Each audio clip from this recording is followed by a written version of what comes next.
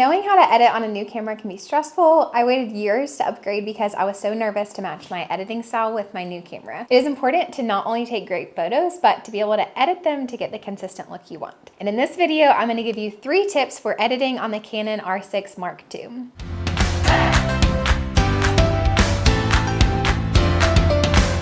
Hi friends, I'm Katelyn Workman and I'm here to empower you and encourage you on your photography journey. I'm excited to share these 3 tips with you so that you are prepared to edit with ease.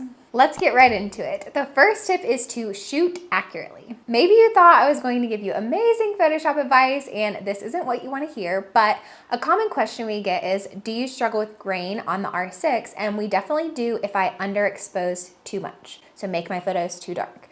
I naturally tend to underexpose, but lifting the exposure too much in post-processing does cause some grain, even though the camera itself can handle shooting in a lot less light by just increasing your ISO in camera.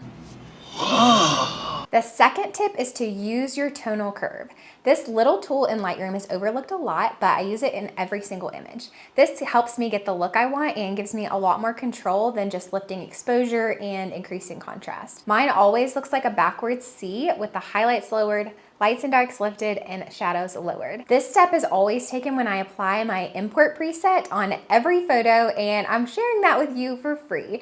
Check out that link below to grab it. The third tip is to adjust your colors either using the sliders or applying a profile like the color profile. I adjust my colors every time using the temperature sliders at the top to warm or cool, but I also adjust the colors individually by using the green and yellow sliders in particular. If I notice the colors are a little flat, which can sometimes happen with the R6, I will change the profile at the top to get the look that I want. If you are interested in a coaching session with me to explore editing further, click the link below. Thanks for watching. Until next week, I will be cheering you on. Make sure to like and subscribe, and I'll see you next week.